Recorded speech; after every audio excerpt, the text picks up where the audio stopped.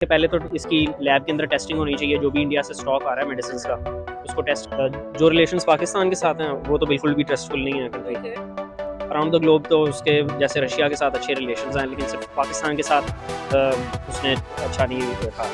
करें कैंसर की या बात करें लीवर की कोई भी बीमारी है तो वो इंडिया में बड़े बड़े डॉक्टर हैं, हमें मतलब रेफ़र किया जाता है पाकिस्तान से, बाकी कंट्री से कि आप इंडिया में जाएँ, वहाँ से आप इलाज करवाएं। अभी रिसेंटली थोड़े दिन पहले मेरे चाचू को लीवर कैंसर हुआ था। डॉक्टर ने कहा कि आप इंडिया में जाएँ या आप सिंगापुर में जाएँ, वहाँ से ट्रांसप्लांट होगा। 40 से 50 साल के जो बंदे हैं वो इसे ले सकते हैं, ठीक है। हो सकता है जिनकी डेथ हुई है वो 10 साल से कम एज के हों, इस तरह भी हो सकता है। ओवरडोज की वजह से भी ये मसला हो सकता है। अगर वो ऑलरेडी पहले बीमार हैं तो उन्होंने अगर वो डोज ली है तो जाहिर सी बात है उन पे वो रिएक्शन करना था। हो सकता है काफ़ी सारी और 3-4 दवाइयाँ उन्होंने खाई और उसकी वजह से साथ उन्होंने कैफ का सिरप पिया हो या मेडिसिन ली हो तो वो रिएक्शन कर गया हो। हेलो व्यूअर्स, अस्सलाम वालेकुम पाकिस्तान, नमस्ते India. This is your host Amnadir and you watching my YouTube channel. और आज हम लोग बात करने वाले हैं इंडिया की फार्मास्यूटिकल इंडस्ट्री के बारे में। इंडिया को फार्मेसी ऑफ द वर्ल्ड तो ज़रूर कहा जाता है, लेकिन रीसेंट ईयर्स उज़्बेकिस्तान को इंडिया की तरफ से दी जाने वाली कफ मेडिसिन की वजह से कहा यह जा रहा है कि 18 बच्चों की डेथ हो गई। जी हाँ, 18 बच्चे जो है वो मर गए हैं कफ की मेडिसिन लेकर। उसकी क्या वजूहत है, कहा यह जा रहा है, इंटरनेशनल मीडिया पर यह खबरें बारहा दिखाई जा रही है कि इंडिया की फार्मास्यूटिकल इंडस्ट्री की वजह से जो है ये सब हुआ है और उज़्बेकिस्तान के जो बच्चे हैं उनकी डेथ की वजह यही है।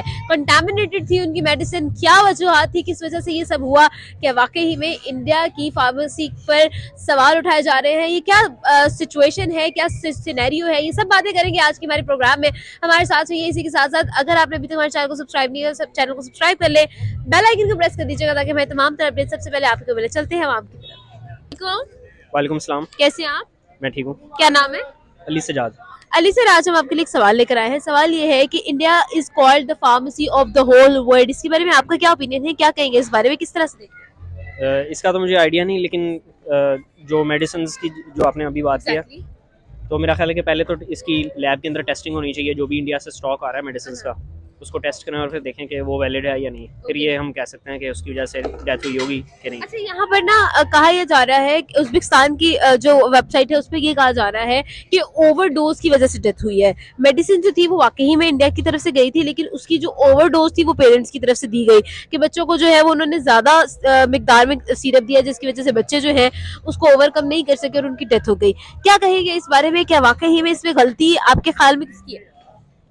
ये तो इसके लिए भी इन्वेस्टिगेशन की ज़रूरत होगी कि ओवरडोज का तो सवाल ही पैदा नहीं होगा ना, अगर हम ये पता लगा लेते हैं कि जो इंडिया से स्टॉक आ रहा है मेडिसिन का वो ख़राब है। मतलब उसको उसकी लैब में प्रॉपर टेस्टिंग करवा लें, अगर वो वैलिडेट हो जाता है फिर तो यही चीज़ रह जाती है कि या तो ओवरडोज हुई है या तो कोई और रीजंस की वजह से डेथ हुई होगी। अच्छा, यहाँ पर एक और सवाल है। इंडिया को पूरी दुनिया में, मतलब अगर मेडिसिन की बात आए तो इंडिया की तरफ देखा जाता है, ठीक है। इवन कि अगर हम अपनी मेडिकल इंडस्ट्री फील्ड की बात करें ना, तो हम लोग भी इंडिया की तरफ देखते हैं।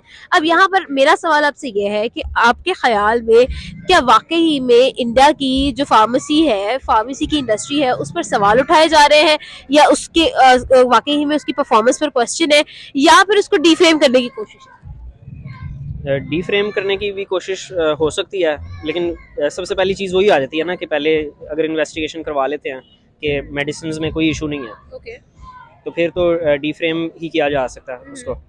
वरना फिर अगर मेडिसिन में से ही कोई क्वांटिटीज ऐसी गलत केमिकल्स निकल आते हैं तो इसका मतलब अच्छा सर, आप इंडिया को एज अ कंट्री कैसे देखते हैं? क्या इंडिया एक ट्रस्टफुल कंट्री है? है जो रिलेशंस पाकिस्तान के साथ हैं वो तो बिल्कुल भी ट्रस्टफुल नहीं है कंट्री। पर अगर as a whole world around the globe देखें तो? अराउंड द ग्लोब तो उसके जैसे रशिया के साथ अच्छे रिलेशंस हैं, लेकिन सिर्फ पाकिस्तान के साथ उसने अच्छा नहीं देखा। बिल्कुल ठीक है, thank you so very much. कैसे हैं सर आप? ठीक ठाक। क्या नाम है? फखरबाज। फखर साहब, असल में सवाल ये है कि इंडिया को pharmacy of the whole world कहा जाता है।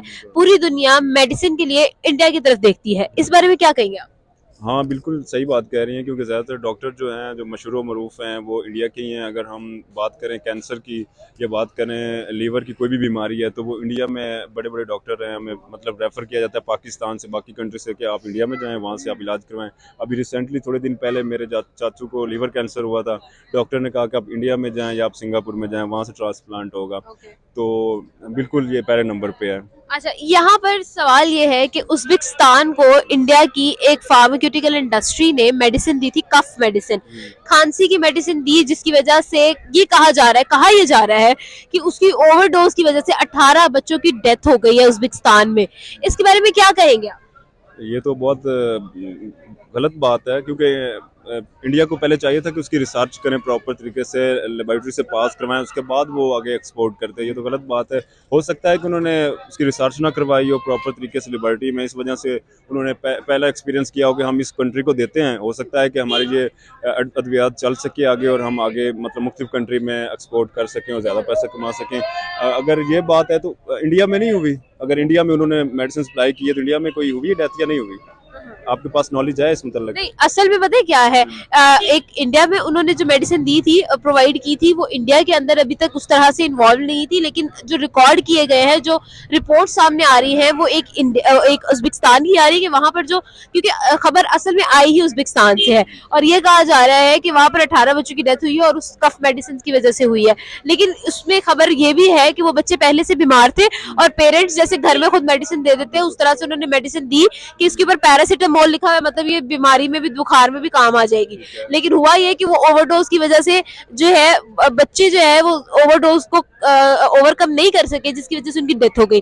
अब यहाँ पर सवाल इंटरनेशनल मीडिया पे आता है, इंटरनेशनल मीडिया इसको बहुत ही नेगेटिवली पोर्ट्रे कर रही है, जिसकी वजह से इंडिया का इमेज खराब हो रहा है। इसमें क्या कहेंगे? बिल्कुल, ये इंडिया को चाहिए था कि उस पर रिसर्च करते ना। हो सकता है कि जो बच्चे हैं जिन्होंने जिनके वालिदैनों ने वो दवाई दी है उन्होंने पढ़ा ना हो सकता है वहाँ पे लिखा हो 40 से 50 साल के जो बंदे हैं वो इसे ले सकते हैं। ठीक है, हो सकता है जिनकी डेथ हुई है वो 10 साल से कम एज के हों, इस तरह भी हो सकता है। ओवरडोज की वजह से भी ये मसला हो सकता है। अगर वो ऑलरेडी पहले बीमार हैं तो उन्होंने अगर वो डोज ली है तो जाहिर सी बात है उन पे वो रिएक्शन करना था। हो सकता है काफी सारी और 3-4 दवाइयां उन्होंने खाई और उसकी वजह से साथ उन्होंने कैफ का सिरप पिया हो या मेडिसिन ली हो तो वो रिएक्शन कर गया हो, जिसकी वजह से डेथ। अगर एक और सवाल है, अगर हम देखें तो यहाँ पर दो बातें हो सकती हैं, या तो इंडिया का इमेज खराब करने के लिए बाकी के जो इंटरनेशनल मीडियाज हैं जिनकी अपनी जो है मेडिसिन नहीं चल रही हैं, या तो वो इसको डिफेम करने की कोशिश कर रहे हैं इस चीज को बुनियाद बनाते हुए, क्योंकि उज़्बेकिस्तान ने यही कहा है कि पेरेंट्स ने खुद दी है, कोई प्रेस्क्रिप्शन डॉक्टर की तरफ से नहीं थी। ठीक है, और दूसरी तरफ ये भी हो सकता है कि वाकई में इंडिया की जो इंडस्ट्री है वो खतरे में है। आपको क्या लगता है? देखिए जी, इंडिया हमारा पड़ोसी मुल्क है, मैं नेगेटिविटी नहीं फैलाऊंगा। वहाँ पे काफ़ी अच्छे नॉलेज रखने वाले डॉक्टर हैं और मेडिसिन के डॉक्टर हैं। उनकी मेडिसिन अगर उन्होंने रिसर्च की है तो फिर आगे जाके उन्होंने एक्सपोर्ट की और वहाँ पे मतलब यूज़ हुई है। मुझे लगता है, जहाँ तक मेरा ख्याल है, कि जिन बच्चों को दवाई दी गई है वो साथ कुछ कोई और दवाई भी ले रहे थे और वो जो दवाई थी वो कम एज के लिए नहीं थी, वो ज़्यादा एज के बच्चों की थी। ठीक है, ज़्यादा एज के जो लोग थे ना उनके लिए थी।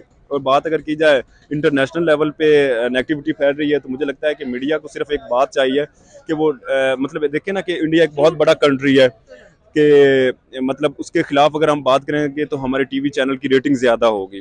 तो अपनी रेटिंग हासिल करने के लिए शायद वो ऐसा कर रहे हैं। मेरे ख्याल से तो ये है, क्योंकि देखा जाए तो इंडिया नंबर 1 पे है मेडिसिन के हवाले से, तो मेडिसिन में कोई गलती नहीं हो सकती। ये जस्ट लोग जो है रेटिंग लेने के लिए खबर को ज़्यादा ऊपर उछाल रहे हैं। बिल्कुल ठीक है, बहुत शुक्रिया फखर, बिल्कुल सही है, बहुत शुक्रिया फखर हमारे साथ मौजूद थे, उनका ओपिनियन जाना। आगे बढ़ेंगे और लोगों से बात करेंगे।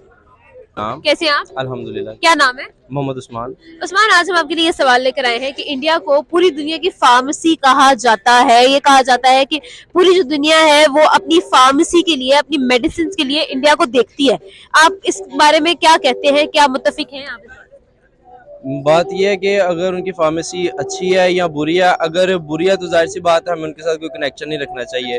तो अगर अच्छी भी है फिर भी वो उसमें अच्छी चीज़ के साथ मजीद बुरी चीज़ भी ऐड करेंगे। जब हम एक चीज़ उनके साथ एक चीज़ का लिंक रखेंगे तो ऐसा ऐसा बुरी चीज़ भी हमारे पास आएगी। अच्छा। तो बेहतर ये है कि हम उनसे अवॉइड ही करें। अच्छा, आपके ख्याल में ये जो इंडिया को अगर पूरी दुनिया की फार्मेसी कहा जाता है तो ऑब्वियसली उसकी एक्सपोर्ट्स मेडिसिन की बहुत ज्यादा है, जिसकी वजह से कहा जाता है, तो लोग इसको ट्रस्ट करते हैं, इसी वजह से ही तो उसकी एक्सपोर्ट्स इतनी ज्यादा है। आपको क्या लगता है कि ट्रस्ट लेवल है इंडिया का?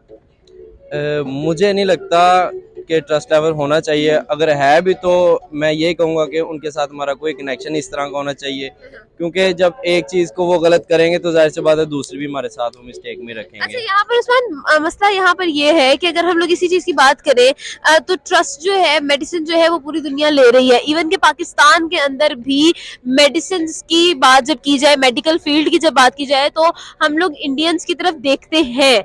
ये आपको भी अंदाजा होगा क्योंकि हमारी जो एमबीबीएस की बुक्स है उसमें भी इंडियन ऑथर्स की किताबें पढ़ाई जाती हैं। लेकिन इन सब चीजों को साइड में रखते हुए अगर हम इसी चीज को देखें कि इंडिया जो है वो पूरी दुनिया को मेडिसिन सप्लाई भी करता है और पूरी दुनिया उसकी मेडिसिन को ट्रस्ट भी करती है, तो इसमें आपको क्या लगता है कि वाकई में इसमें क्या रियलिटी है और क्या आप इसको किस तरह से? मैं यही कहना चाहूँगा कि जो इंडिया है ना वो इस टाइम हमारे अंदर कुछ ना कुछ गलत डालेगा, वो हमारे साथ गलत करता है, अभी भी वो कुछ ना कुछ गलत ही सोच रहा होगा कि इसमें उनका ही कोई फायदा निकलेगा या कोई इशू बनाएंगे इस बात का। तो बेहतर ये है कि हम छोटी से छोटी और बड़ी से बड़ी चीज़ उनके लिए अलहदा ही रखें, वो हम उनको अपने साथ शामिल ना करें। यहाँ पर सर आपके ख्याल में ऐसा क्यों है?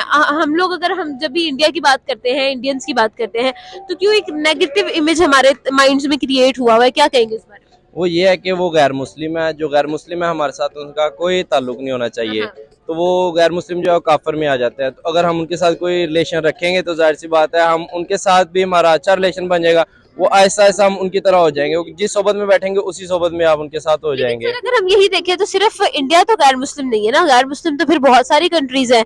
अगर हम कनाडा की बात कर ले, यूएस की बात कर ले, यूके की बात कर ले, जर्मनी की बात कर ले, हम लोग रशिया की बात कर ले, जहां से हम लोग एक्सपोर्ट भी करते हैं, इम्पोर्ट भी करते हैं, हमारी ट्रेड्स भी अच्छी हैं। तो अगर हम इन सब कंट्रीज की, इवन के चाइना की आप बात कर ले, जिसको हम पाकिस्तान जो है अपना दोस्त समझता है, वो भी तो गैर मुस्लिम है, लेकिन उनके साथ हमारे बड़े अच्छे रिलेशन है, हम लोग उनकी चीजों को इस्तेमाल भी करते हैं। इस चीज को कैसे देखते हैं फिर आप?